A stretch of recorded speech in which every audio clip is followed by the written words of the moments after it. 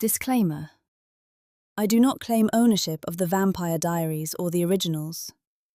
The only characters that belong to me are Talia and any original side characters or changes made to the story. This is a work of fan fiction. All other rights belong to the creators of both shows on the CW. Chapter 2. House of the Rising Sun, Part 3. Waking up the next morning was unpleasant. Then again, it usually is. Attempting to wash up only made it worse. No running water. I stared at the dry tap in disbelief. How had Haley survived an entire month like this? No, not my problem, not my responsibility. Rebecca left to question a witch Elijah had spoken to. A dead end, if you ask me. When Klaus daggers someone, they vanish. I've searched before, for months. The only way to find Elijah is through Klaus, which meant stalking my brother.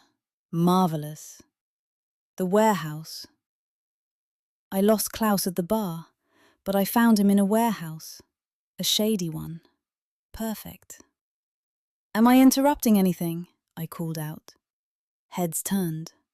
Klaus, irritated. Marcel, surprised but pleased. Two fresh vampires, terrified. Ah, an initiation. Marcel explained the rules. Feed or die. He tossed a coin between two trembling fledglings. Whoever picks it up lives forever. The girl lunged first. The boy looked betrayed. How could you? He cried. Before she could finish insulting him, Marcel snapped her neck. Efficient, cold, calculated. A shiver ran through me. He learned well, from both of us. They piled into a van afterward, Klaus attempting to look intimidating. It was almost adorable, almost. Back at the plantation, I returned home. Empty. No Haley, no Rebecca. The pantry, however, fully stocked. No water, no air conditioning, but wine? Plenty. Father of the year.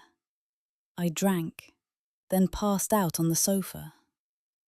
Klaus wakes me. Talia! I open my eyes to judgment and annoyance.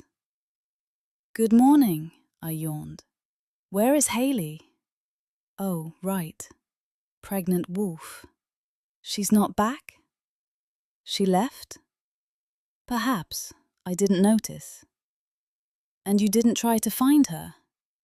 1, not my job. 2, she's allowed to leave the house. He exploded. Werewolves in the quarter are executed.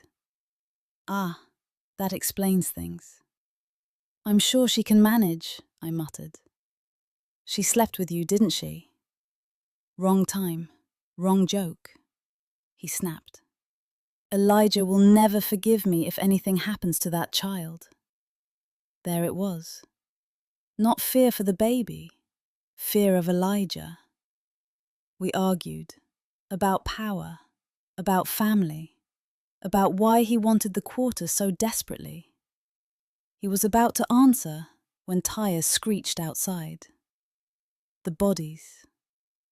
Rebecca stood over a pile of dead vampires. Haley beside her, silent. Klaus was livid. You've put everything at risk, Rebecca fired back. If she hadn't intervened, they'd all be dead. Then Klaus revealed his plan. A spy, a manipulated recruit, a human distraction, layers upon layers of strategy. Clever, infuriatingly clever. Then he turned to Haley. What were you doing in the quarter? Silence. Answer me! And she did. I was buying poison. The world went still. So I could put your little baby out of its misery. Klaus moved in a blur, his hand around her throat. Rebecca shouted. I didn't. I pulled him off. What the hell is wrong with you? He looked feral, wounded, cornered. Rebecca tried reason. I did not. Finally, he broke. I gave Elijah to Marcel. Silence. Utter silence. You bartered our brother, Rebecca breathed. Marcel had demanded reassurance. Klaus had offered Elijah. A peace offering. Part of the plan. Always the plan. If you don't like it, he said coldly, there's the door. And he walked away. Rebecca stood frozen, Haley shaken. I wasn't done. He does not get the last word. Not tonight. Not ever. I marched after him, and this was far from